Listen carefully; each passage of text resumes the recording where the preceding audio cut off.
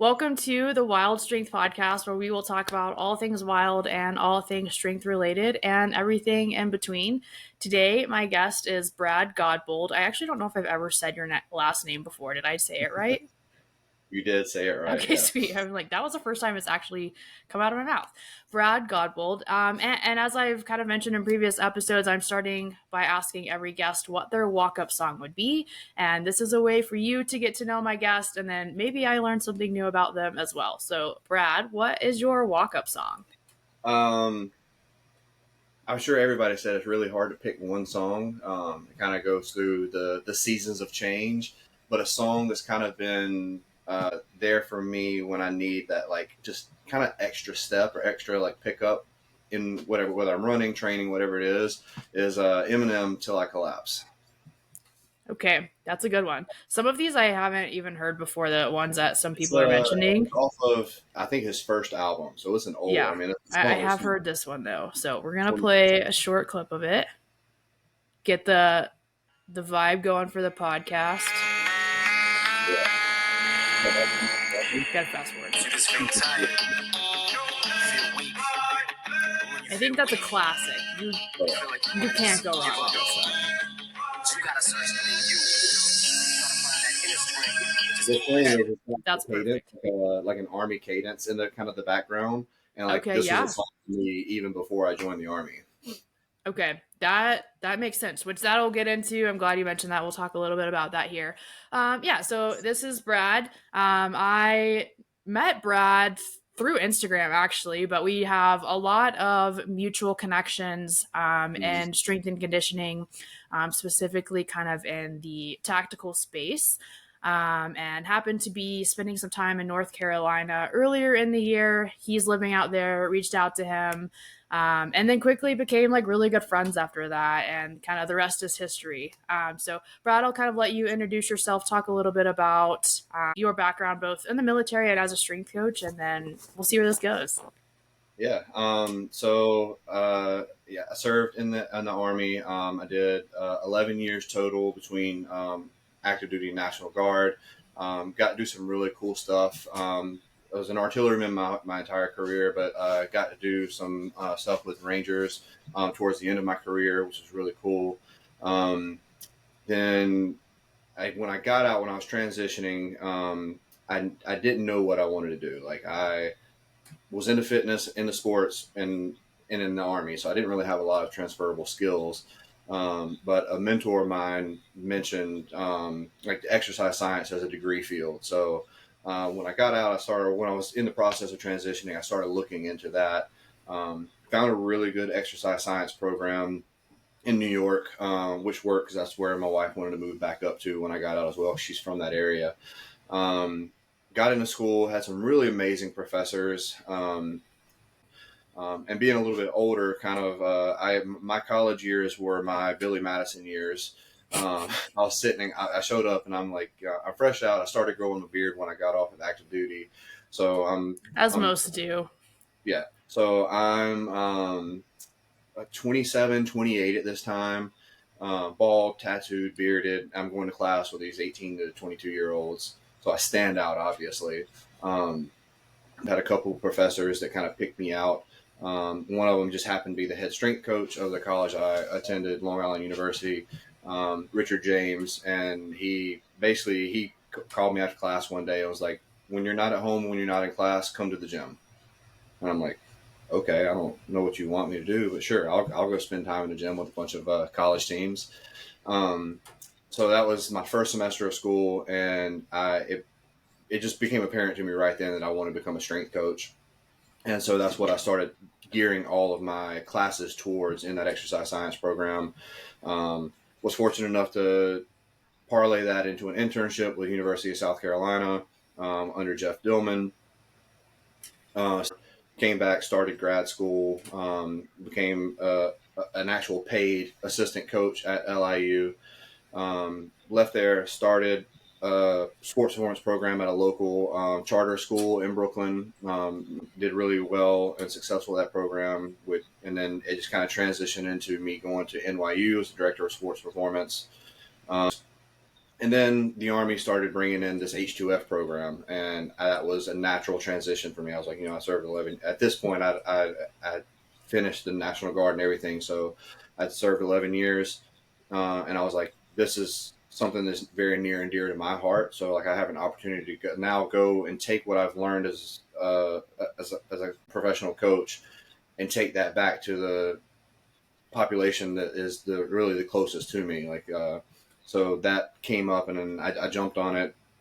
Went out to Tennessee, to Fort Campbell, and absolutely loved it. It was something that just felt right. I mean, I was there. I was waking up every morning. I was doing PT with the soldiers, leading the training sessions, educating leaders, and it got to really make a really big impact.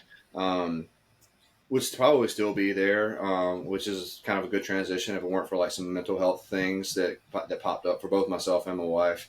We were landlocked in Tennessee. The town, if you're familiar with Fort Campbell, Clarksville is it's not wonderful. So I had the opportunity for something else that popped up in Wilmington here, which was bringing us back to the coast, and that catches us up to now. Yeah. No, so, and for those who aren't familiar with H2F, it's the holistic health and fitness program within the Army. And they have slowly over the last couple of years started to contract out strength coaches, dietitians, physical therapists, athletic trainers, and really just in a way to build, yeah, this holistic health program for service members. And slowly other branches are starting to catch on. Special operations was definitely the first to do it, and then now conventional military is starting to do it as well. And it's something that I and then you as well are very passionate about, and a population that we're very passionate about, like working with and helping, just because of the nature of what goes on in that field, really, no matter what job you're doing, right? Like if you have an office job, it can still be just as stressful as someone who's a combat operator, right? And so, yeah, a population that I'm very passionate about, and you as well. Do you feel when I know you spent a lot of time in like the collegiate setting, but then you kind of said you felt called to work in the Army as a strength coach? Do you feel like your prior experience in the Army kind of helped you in that role relative to other coaches that you were working with, and what did that look like? Yeah, for sure. One of the first things I noticed was what we all struggle with at all levels, no matter where you coach, is the buzzword everybody likes to use is buy-in. Mm-hmm. I noticed that a lot of my peers, both at Fort Campbell and just across the H2F program in general, were having trouble with that. Aside from other coaches like myself that had spent any amount of time in the military, I came in and I had the experience from the collegiate team setting. I had the military experience, so I knew the lingo, the talk. I knew how to talk to junior soldiers. I knew how to talk to senior leaders. Like I saw other coaches that really struggled to get really close knit in the community. And another thing that helps too is in all verticals of strength conditioning or human performance is looking the part. So you got some coaches who much smarter than I am when it comes to like the knowledge of like the intricacies of strength conditioning and the science of it. But if you don't look the part, especially in the Army, it's hard to get the buy-in from the leaders because they want somebody who looks like they know what they're talking about to be talking about it. So Yeah, those are probably the two biggest things I think in too the is tactical realm. Yeah, I think too is they're already so used to being told what to do all the time from their leadership in the military Mhm. that now they have a contracted person who's not even in the military who's also coming in and telling them what to do. And there's kind of that like if I get told what to do one more fucking time, like I Yep. don't like and I think that like you said, the phrase buy-in, I think that makes it the hardest. But then in my experience, I have found that if you come in as a coach and you don't try to bark orders at them and you tell them what to do, and this has kind of always been my philosophy as a coach, no matter what, college, high school, like military, whoever I'm working with, like if you don't want to be here, don't be here and leave. Like get out of my weight Yeah. room. I don't want you here if you don't want to train. And granted, like in all settings I've worked in, it's almost been required that they were there. But I would kind of Mm-hmm. always let leadership or the coach know, like, I don't want them here if they don't want to be here, if that was an option, right? Like, I was working in a training pipeline for Air Force Special Warfare, and obviously they're required to be there, so I can't tell them to get out of the weight room. But I think when you have that mentality with that population, they're like, okay, well, if I don't have to be here, I'm going to leave. And like the people who are staying, like, are getting taken care of. So maybe I'm going to buy into what they're doing versus buying into the coach themselves. And then that buy in comes in over time. Yeah. One of the strategies I used to kind of combat that. So I was the installation lead at Fort Campbell, but I like worked directly with I had an assigned battalion that I worked to. So for those listening that don't understand the levels of it, so um, if you put it in a collegiate setting, the platoon essentially would be like a team. Mm-hmm. All right. Then you got multiple platoons in a company. So that might be if you were to like break it down by sport. So sport, you're going to have men's and women's generally, or it might be even a co-ed. So like say, just take basketball. So basketball would be the company. Then you've got the battalion. The battalion would be the athletics department, and then the brigade would be like athletics and recreation, and then it gets bigger and bigger as you go. So I was working with essentially the same as like an entire. I was like strength coach at a D3 Mm-hmm. college, all the teams, and but I had the ability to pick and choose who I wanted to work with. Um, and so I just kind of started at the ground level versus starting at the top, and went and I was the first few weeks was literally just making relationships with the different leaders, and then kind of just figured out who wanted to utilize this new resource that was available and who was kind of like, you know what, I think we're good. And I went where I was wanted, started making a change there. And then the other ones started noticing, oh, wait a minute, this platoon or this company is getting their ACFT score is going up, their injury rate's going down. What's going on? Like, why are they making us look bad? And then it's kind of like buy in by necessity, because it's like, okay, well, I can't be the worst company in the battalion. So what are they doing that we're not doing? And then it starts to like get you spread that way. So I found where I wanted to go. I treated myself like water, and I was like, Mm-hmm. okay, I'm flowing over here. Well, we're going to work over here, and I'm going to dedicate my attention to this group that wants to work with me. Yeah. And then when they start seeing results, then everybody else is going to go, well, wait a minute. Well, they're using him. They're seeing results. So it's kind of, I utilize that strategy. Yeah, I like the kind of the metaphor there of like being fluid like water and just going where the people want you, and that's where you're gonna not only like legitimately have the biggest impact, but feel like you're making an impact as well. And then as people start to see those changes being made, they'll kind of follow suit. You had mentioned like transitioning out of the military and deciding what you wanted to do. What what was really the idea or the reasoning behind going into strength and conditioning, because it's definitely not an easy field to get into. It's a very low paid field from the beginning. There's a lot of unpaid Yeah. work that you have to do early on, and then even once you are higher up in it, like, unfortunately the nature of it is you don't make a whole lot of money in the field, but nonetheless people are still like me and you are drawn to it, and we're passionate about it and we love it. What was kind of that deciding factor for you? Um, so yeah, I think passion is definitely it's the key. And like, so when I talk to any young people who are in school or that are thinking about strength and conditioning, the first thing I tell them is like, if this is not something that you're passionate about now, pick something else.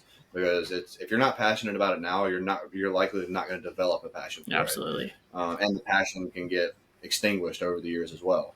When I got out, at this point, I aged myself a little bit.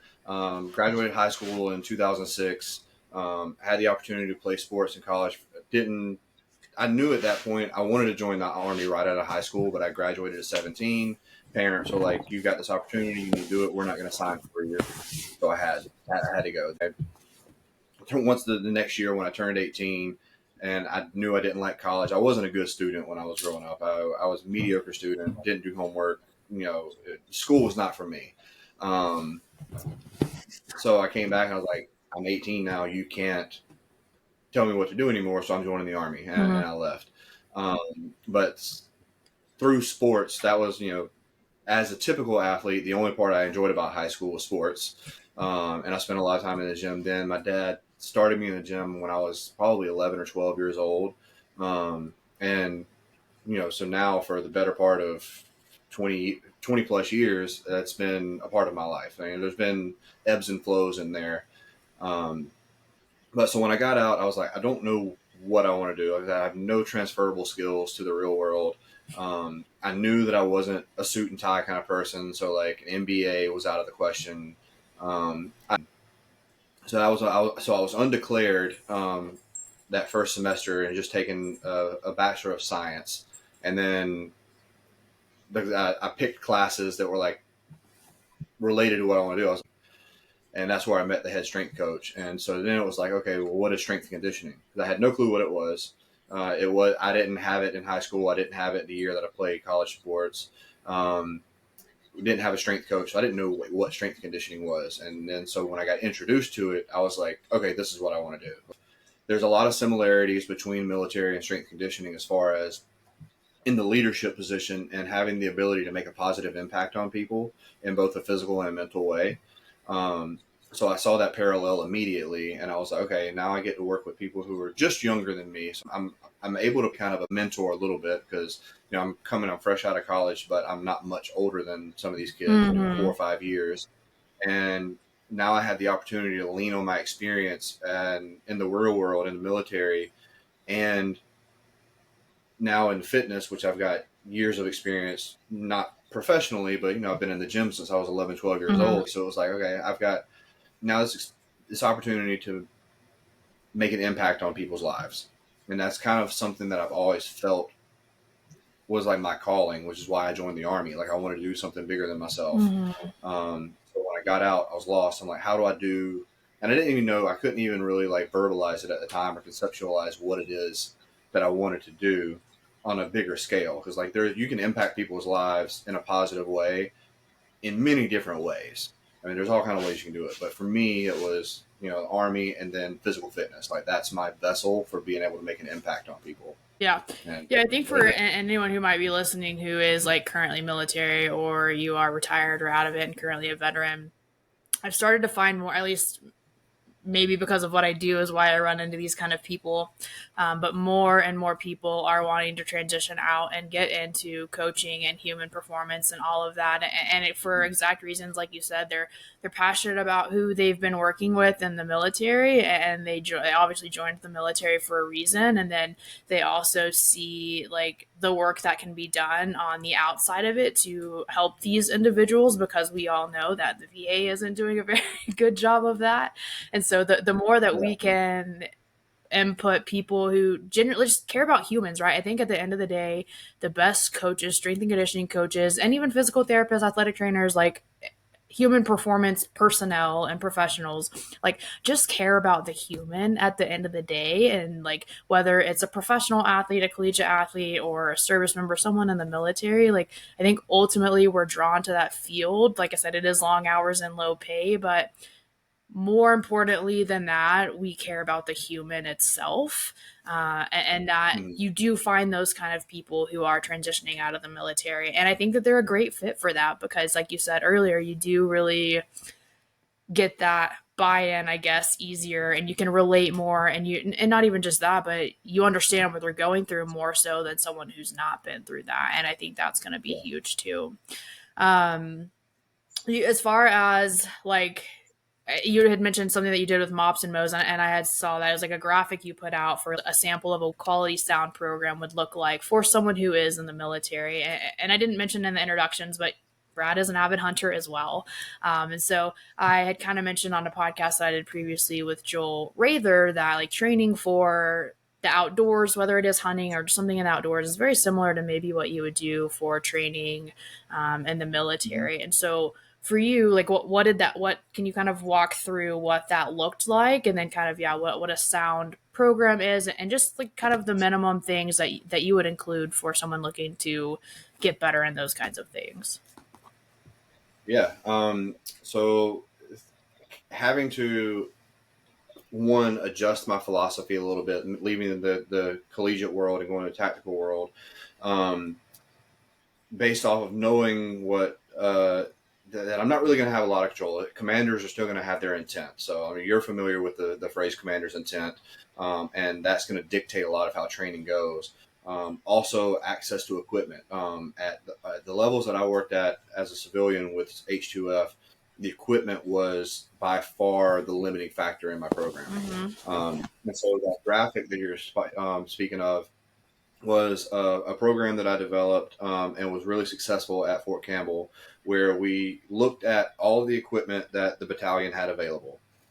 And instead of trying to do everybody on the same schedule of training, there was 5 days of training modality, and we broke it down. We were able to break it down into a place where where it was evenly split across the week. So say if Monday was a strength training day, and all of our strength training days were total body days. We didn't do upper body splits. Every strength training day was a total body strength training or work capacity day. So we'd have a strength training day, followed up by, and we tried to use the undulations. That way nobody was like overreaching at any point of the week. It didn't matter where they were in the program. They were always going to have an up and a down day before and after each other. So it would be a strength training day, then a low intensity running day. So more like long, like fartlek runs, followed by another strength training day, then but a lower intensity strength training day. So like if Monday we're training like 85% or higher in output, in terms of output on Monday, then on Wednesday strength training we're training at like 50 to 75% output. So still moving, but we're now focused more on speed strength versus absolute strength. The next day would be more of a high intensity run. So now we're doing the energy system that never really gets worked in the Army, our ACP PCR, and because nobody does sprints, everything is all about let's go run 4 miles, let's Mm-hmm. go ruck 12 miles. So like that's an energy system that was one of the first things that I got there, and I knew from my experience, but then coming in paying attention, like we're not working this energy system at all. But then you look at what they're going to do in combat, and that's the energy system that's going to get used the most. Mm-hmm. Um, so that was how I was able to sell that program. I'm like, look, you guys are really good at beta oxidation and glycolysis, but we're not really good here. When you go to combat, this is what you're going to use most, and you're really good at this in reserves, but you don't have what you're going to use. And so I was able to like break that down into terms to leadership that they understood, and they were like, that actually makes a lot of sense. The training we're doing doesn't directly correlate to what we're going to use in combat. Why are we doing it? Mm. Um, it learning how to communicate with Army if you're a civilian that's going in one of these positions or already in one of these positions, learning how to put things into terms that one, they understand, and two, are what they care about, Mm. is going to be your greatest like level of success. Like anybody can coach. If you're a coach in this field, you can go there. You know, I'm a firm believer in the I guess the thinking that there's no such thing as a bad program. There's only bad like effort, bad effort. So if you can write a program, great. If you don't know how to talk to people at all echelons of leadership, Mm. that's your biggest downfall. Yeah, I would agree with that. I don't think necessarily like, and anytime someone comes to me and asks me about a specific program that they're doing or that they found or whatever, I'm like, it's not inherently bad. And if you can commit to it and if it works for you and if you feel like whoever it wrote it or whoever you got it from is like they're doing it for your best self and for your best abilities, and like heck yeah, that's what makes a good program. But I think more often than not when people come to me with questions like that, it's like, well, does this person care about the masses or are they in it for themselves? And yeah, are Yeah. you getting it from a quality coach? I think only the like top 1% of elite athletes need legitimate programming, like science based Yes. programming that's going to make those small 1% changes. But I'd say like 99% of the rest of the people, athletes included, like not just service members, but like athletes included, just need basic programming. And then if you want to include advanced things, do that because the athlete can do it or the service member can do it or because they like it. But you don't have to go like people just make things way more complicated than it needs to be, I feel like. My philosophy for the 99% of people, and your philosophies change and adapt as you age and get into the field more and For learn sure. and talk to people more. But majority of like my philosophy for the 99% is work capacity. Mm-hmm. So everybody should have a baseline strength, but like I don't need everybody to be, squatting 500 pounds or deadlifting 600 pounds or whatever the case may be. Like there's a baseline strength that allows you to then work on the actual work capacity. Like how much work can you get done in a given amount of time, and how long can you continue to work? So that's, for my, soccer moms that I train, or for my high school athletes, there's baseline strength we need to get to, but then it's all about work capacity for me. Now that 1%, like, if I find myself working with a professional athlete, Mm-hmm. that a professional athlete at a really high level, now we're going to start looking into, okay, like for you're already a freak of nature, like you're genetically just Yeah. predisposed this level. You already are working to match your level. So like one, it's like, okay, if your genetic potential is here, but you're only training here, well, let's get your training up to your genetic potential, and then start trying to make those 1% increases. Um, if you've got somebody who they're working at their genetic potential, now it's like, okay, for you to get better at work capacity, we might actually need to increase your strength a little bit more. Or if you want to get a little bit faster, like if you're trying to get somebody to run, from a 4.440 to a 4.340, technique, a little bit more strength is going to help them get there. Like so that's Mm-hmm. where you start really getting into scientific stuff. But like for my soccer mom that I train 2 to 3 days a week, okay, we're going to get you to where, all right, you've got a 5-year-old. Do you have any trouble picking your 5-year-old up? How much does your 5-year-old weigh? Mm-hmm. All right, we can manage that 40 pounds in any given plane of motion. Now let's get you to where you can handle that 40 pounds for 30 minutes, for 40 minutes, for an hour. And now life just becomes easy. Yeah, no, I think that's an incredible way to look at it. And shameless plug, I'll let Brad talk a little bit about this at the end, but he does offer training both online and in person. He's located in Wilmington, North Carolina, as you can tell, incredibly knowledgeable and has been doing this for years as well. So find him. Like I said, I'll let him plug himself at the end, but find him on Instagram or wherever. Reach out to him if you're looking for a good coach. And he definitely knows what he's talking about. So I want to transition the conversation just a little bit. Why I really wanted to have Brad on here. He is someone who I is really open about like mental health, all those kinds of things. And I think specifically, not even just like a veteran, but also as a male, like that is something that is really hush hush Mm-hmm. for that population. And so you had Yeah. mentioned early on when you were kind of giving your introduction, like your transition out of the military and moving to a different location, and all of that was for some like mental health reasons.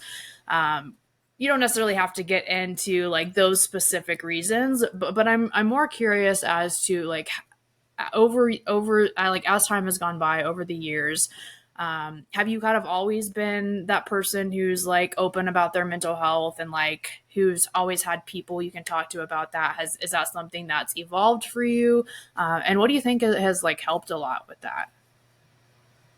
Um, so as you know, I'm open. I'll talk about anything when it comes to that. So I'll get into some of it. Um, broad broad picture, I think it's something that developed, and there was a catalyst that made me basically adapt that mentality of, if nobody's going to do it, then I'm going to be the one that's open about it. I'm going to talk about my problems. I'm going to talk about things that I've been there, because maybe what I've been through can help another male who also has, gone through the stigma, especially the military, where you don't talk about mental health, or just as a male in general, you Mm-hmm. don't talk about mental health. So I would say for the first 27, 28 years of my life, I would say that I probably never had any issues with mental health. Okay. I always just had a really positive disposition. I think being in the military probably started a slow shift of that. Like, certain situations you find yourself in, especially overseas, you just kind of have to like get cold a little bit to certain things. Um, but it was when I left the active duty, and even being in the National Guard, it's just completely different. Completely. I mean, you see the guys for 3 days a month, 2 days a month, maybe, and then 2 weeks in the summer. So when I got out, and now I find myself as Billy Madison in college, and the first things that were like really depressing and triggering for me was just like listening to kids' complaints about trivial things, or Mm, what I deemed as mm-hmm. trivial things. And so I found myself slipping into depression. And so that was the first period of time in my life where I kind of like stopped physical activity as well. Where so I got up, and this is over probably like a 6 month to a year transition Okay, to yeah. put it in perspective. So when I first got out, I'm motivated, going to school, I'm keeping up with my fitness, but then it slowly transitions to, all right, well, I'm going to get out of bed 5 minutes before I have to leave to get on the train to go to school, do my classwork, come home. And normally where I would be like going to the gym in the afternoon, it just slowly became, I don't really feel like it today. My body's telling me I need a rest day. And then that just turned into months of not doing any kind of physical activity. And then I, obviously started gaining weight. I'm late 20s at this point, so metabolism's not the same as it was. I left a lifestyle where I was physically training 5 days a week, and then still even on the weekends was living an active lifestyle. I'd go to the hike. I'd go surf at the beach when I was in Savannah. I'd like I lived an active lifestyle on the weekends. So Mm-hmm. 7 days a week, I was burning calories, and now I'm going to a place where I'm eating more and not training, not living an active lifestyle really, and gain weight. So this is the first time I gained weight.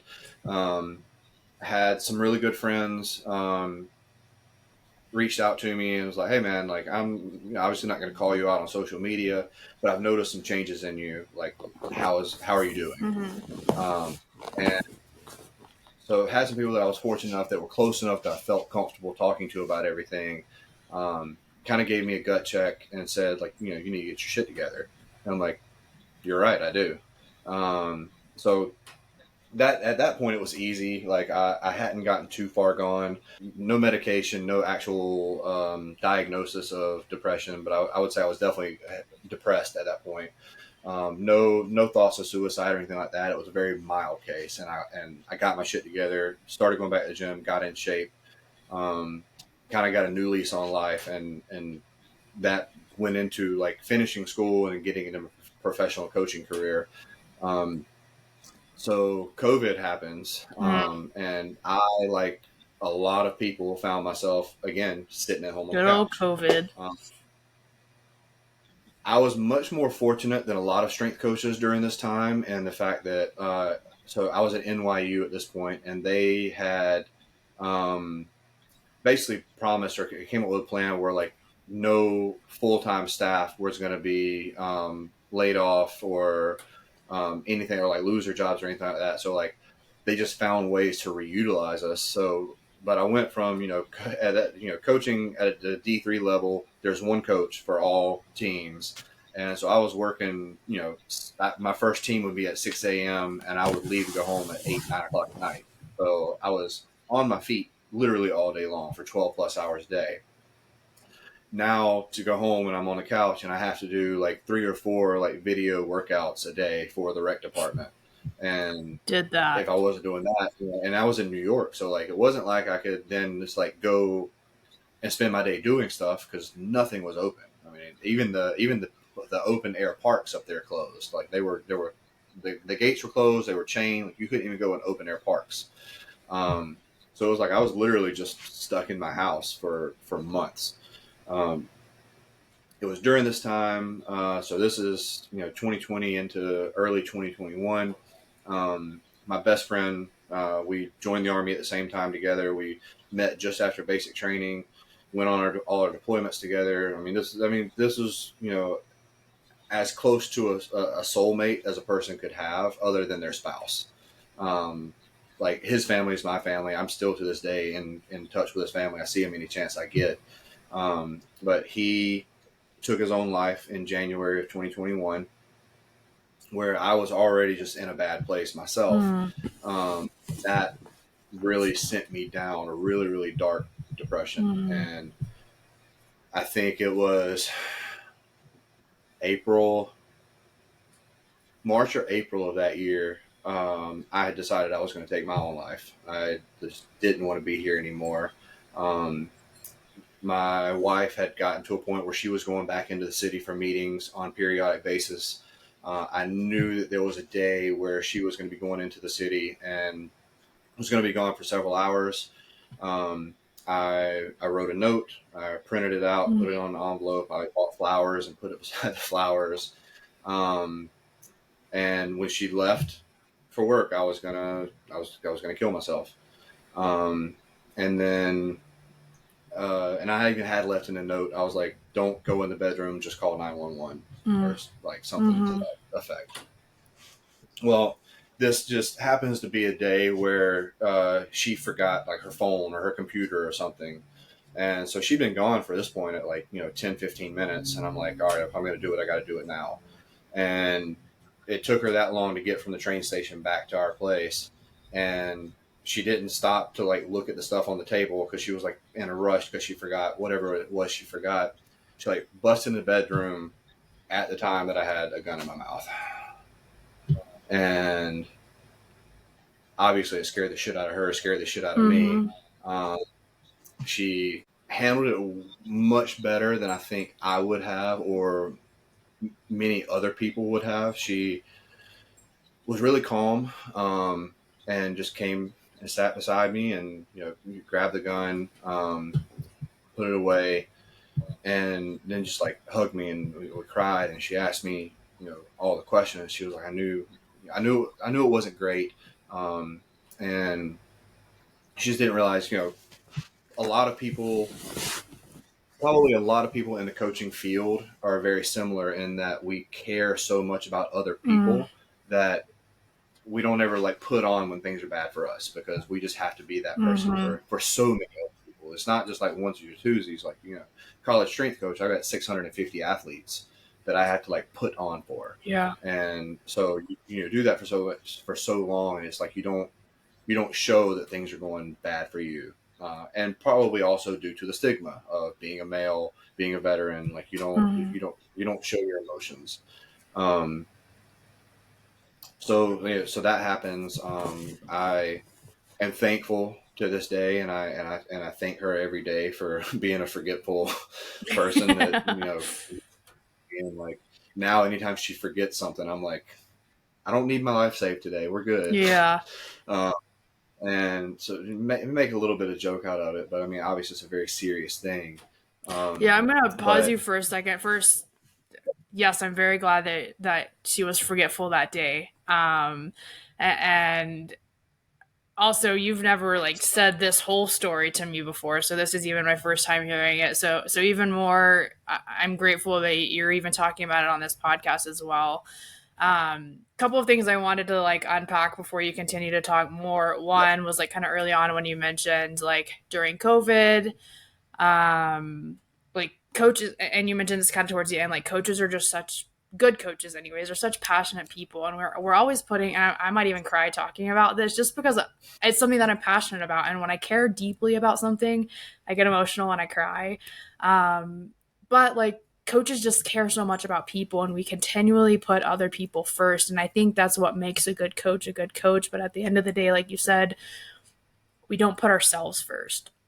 And in that time you talked about COVID, like a lot of coaches were losing their jobs, or they're like just so used to like, and even for you being a veteran, like on top of that you had other things that you were dealing with, so like from sun up to sundown, like you mentioned, 6 a.m. to 6 p.m. most days, and sometimes even longer. Like we're busy, we're on our feet, so we don't have time to think about our problems. We're around other people, we're caring for other people, we're pouring into other people.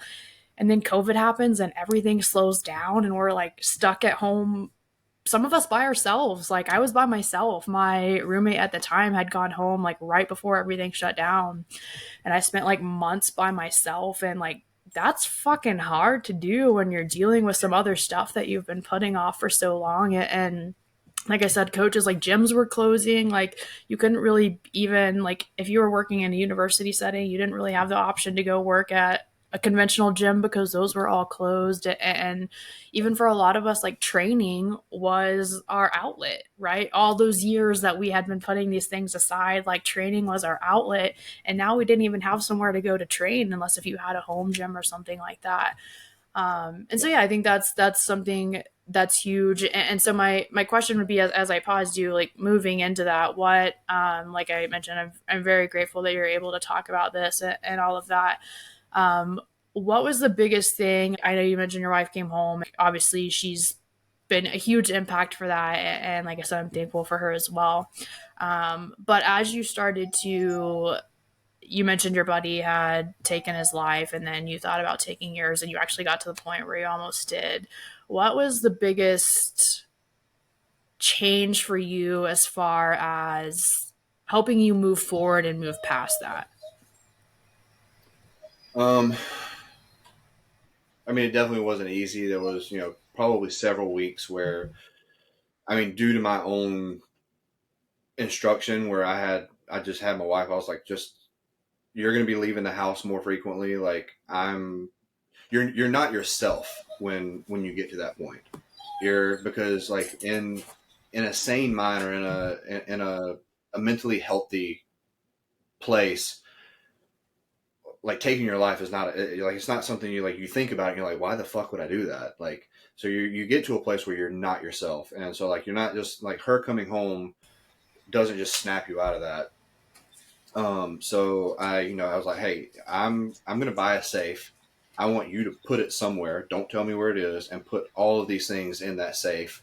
And like you have the key. I don't want to know anything about the key. So it was like one was taking steps that I knew I needed to take.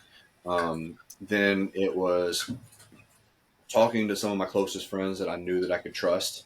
Um, and then they all were like, dude, like it's great you're telling me, but like, are you going to therapy? Are you taking medicine? Are you doing like all these things? And I'm like, well, no, like I'm talking to you. I don't need to go to therapy because men don't go to therapy. And finally, one of them talked me into is like, look, I know everything's closed right now. There's this app that I use. It's called Cerebral. I think they're still around. I haven't used it in a couple years. I still go to therapy every week. I just go to an in-person therapist now. Excuse me. And so I download this app, and I start you have to see you do virtual calls, but you have to see a psychiatrist and a psychologist.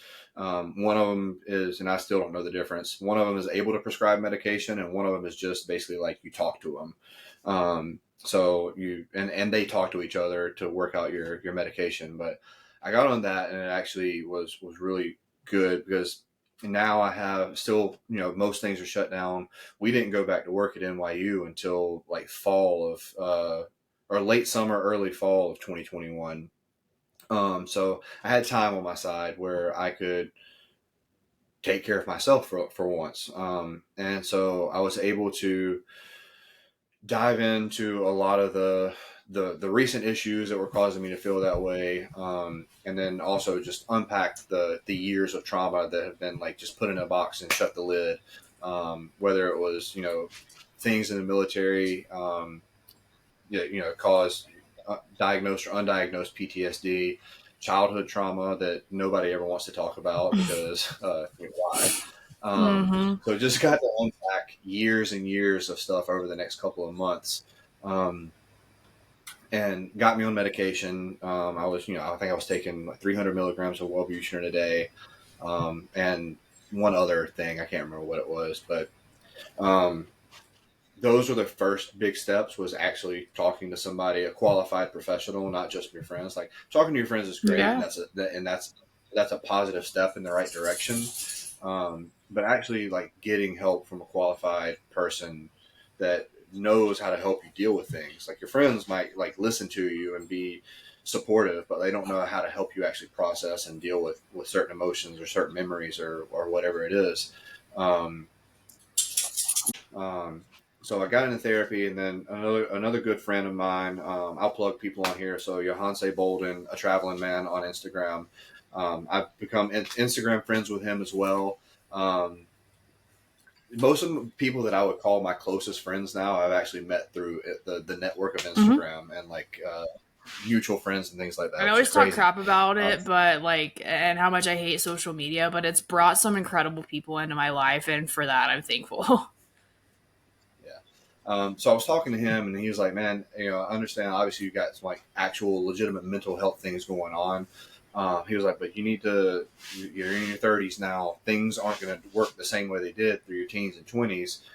Have you had your blood work done? Test your testosterone levels, your estrogen levels, all your different hormones?" I was like, no. I was like, I train all the time. Like, why would my testosterone should be fine? And he convinced me to get it tested. And it turns out like my testosterone was like just almost non-existent. My wife did it with me at the same time just to check her hormones, see how her things were going. She actually had a higher testosterone count than I did at the time. Um, so got on TRT, and finally actually got on TRT in January of 2022. So not even 2 years yet I've been on that. And granted, this is 2021, so only 2.5 years ago at this point that I had a gun in my mouth. Um, so 2022, basically, almost a year later, I'm finally on TRT. I'm in therapy. I'm taking medication. Um, Turns out that the hormones were honestly a big part of it. There was obviously a lot of real sadness and depression from going to being a super active person to and interacting with humans on a daily basis to sitting at home and not interacting with anybody. Mm-hmm. But the hormones during that time also took a hit, and so once I got all of that in check, probably around June of 2022, through talking with my TRT doctor and my psychologist and psychiatrist, was able to wean myself completely off of depression medication. It was a slow process, but so I've been off of Wellbutrin and the other medicine for a little over a year now, just clean. So I'm on TRT, low dosage, not like trying to. What I actually got on it to lose weight, not to get jacked. Mm-hmm. Um, but it does help in that front. I'll be honest. Like having your hormones in the right place, it helps your body look and feel the way it's supposed to. Um, but that's another thing that I'm completely honest about. People are like, "You got so much shape." I'm like, medical steroids. Yeah. Like Yeah. you. But it legitimately is medicine. Naturally, I just wasn't producing what I needed to produce. So now I'm on TRT. I guess really and truly it's HRT because I'm not just on testosterone. They got me on a couple other things too for full like hormone replacement. Okay. Yeah.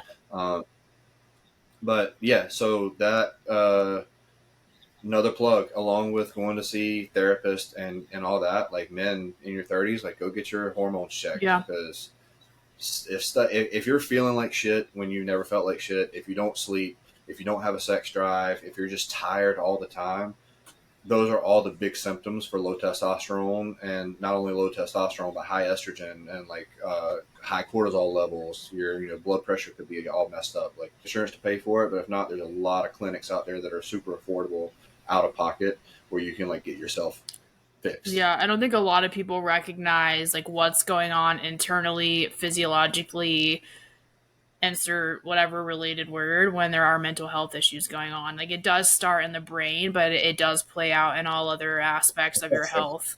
And people just want, like you said, I think there's nothing wrong with taking medications for it, right? But use that as like quickly, I need help, and this I'm going to take medications, and then begin to go get other things looked at, so that, like you said, you weaned off of it, and you can find more like traditional ways of kind of treating whatever mental health issue that you have going on.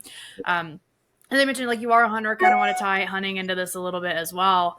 Do you think that like hunting and being in the outdoors, like specifically in that time of your life, like played a role in just being able to like whether it was release some things or just like change your environment? And do you think that kind of helped with some mental health things as well? Yeah, I mean, during that time, that was really the only thing you could do was, living up in New York, just not far outside of the city. There's lots of opportunities for hiking, and that was the one thing we could do. So, like the days that I was able to just go out and be in nature. And that's kind of just my entire life. I just feel better outside. Um, I'm not going to get into all the like, Liver King grounded Yeah. stuff, but there definitely is something to being connected to nature. Um, I always feel, even today, like I always feel my best when I'm outside. Like a lot of times when I go hunting, like I'll go with not even the intent of like shooting anything. I just want to go sit in a tree and be quiet and like listen to nature and Hmm. watch nature. Um, Now, if I like right now, I've actually got to put some meat in the freezer, so I'm not going to turn down an opportunity No 1%. hunting with zero intent right now. Right now, I need to put some meat in the freezer. So, uh, really fortunate that there's a lot of public land around here that I can go hunt, and live in an area where I have the opportunity to hunt black bear. And there's a place nearby, and I got a tag for North Carolina. So, come November 11th, I'll be in the black bear woods. Heck yeah. So I'm or get some of excited that for sweet you. meat. My black bear hunt did not go. I mean, it went very well. Just wasn't able to execute. So yeah, I'm excited. That'll be really fun for you. Oh no, I was just saying, yeah, being outside is, especially if you grew up, even if you didn't grow up that in that lifestyle, like find ways to get outside, be in nature. Like you don't have to be a Yeah. hunter. Yeah, go hike, but like there's definitely, again, without getting all like whatever, there's something said to being connected to nature. And I'm not saying go outside and be barefoot and don't wear sunscreen, Yeah. but wear sunscreen. Wear something on your feet, but just be outside. Yeah. There's definitely a health benefit to that. Yeah, I would agree. Both through like personal experience and then like there's legitimate research on it as well. But and you Yes. had kind of mentioned during COVID, I was living here in Colorado at the time, and like I was in grad school, but I had come out here for grad school for the purpose of like I wanted to be in the outdoors, and through being a full-time student and like having an internship and a job like 12, 13, 14-hour days sometimes, I never got to experience Colorado for what it was. But Yeah. COVID ended up being like, despite any mental health things that might have come up during that time, a blessing in disguise, because my life slowed down and I finally got to get outside. And I don't think, had I not been here in Colorado, like I think over the span of a couple of months, I did 100 miles of hiking and all these different places. And like that was huge for me. And had I not been able to get outside and do that, who knows? Who knows how things would have ended for me, right? But yeah, Yeah. there's legit research on it, and if nothing else, if you're afraid to see somebody, like to go seek help, if you're afraid to talk to a friend about it, if you don't want to be on any medications, go outside, and you'll see some like increases in your mental health. I promise. Yeah. Go outside, get your heart rate up, sweat, eat good whole food, and like that's the start. Like Yeah, stop eating processed food. Go outside, put some strain on your body. The body is designed to move and be outside. Like if you can do those three things and get some sleep, so four things, like get real quality sleep, those will help a lot. But you might still be in a place where you need to talk to somebody eventually. But like those four things, if you can do those, your life will improve overnight. yeah, absolutely. I would agree. Well, we are coming up kind of on an hour here. As I kind of mentioned before we started recording, I'm going to ask all of my guests at the end, what does wild strength look like to you, or how are you embodying wild strength in your life currently? Wild strength. I think right now for me, the way I'm training is just to make life easy. And what life looks like for me is hunting, being active, going to the beach, like being in the water, climbing trees. I'm a saddle one stick hunter, so like it's actually like climbing to get up. But wild strength for me is just being good at life. Hmm. Um, and whatever that life is for you, like you don't have to be as active as I am, or other people are, but like train and have a baseline strength that just accommodates whatever lifestyle you live.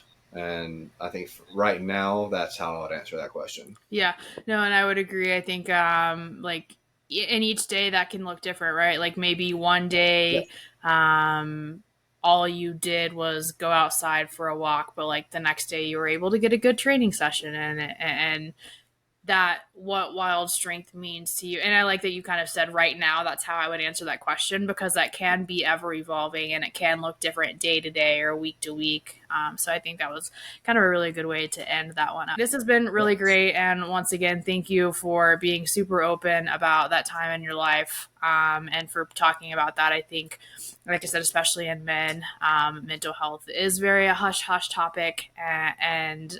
So not only sharing your story, but also kind of talking about how you kind of got through that and what kind of help you were able to seek out. And hopefully, anyone who listens to this who has maybe gone through something similar and is kind of in that place where they don't know what to do, I hope that they were able to take something away from this. And that was the real reason why I wanted to have you on and for this episode. So that's been great. Tell people where they can find you. I mentioned kind of a shameless plug in the middle of this recording about your training, and you're offering some online training, but where can they find you on social media? How can they get in contact with you if they are interested in working with you? Yeah. So Instagram is the best place. My primary page is just underscore Brad underscore Godbold underscore.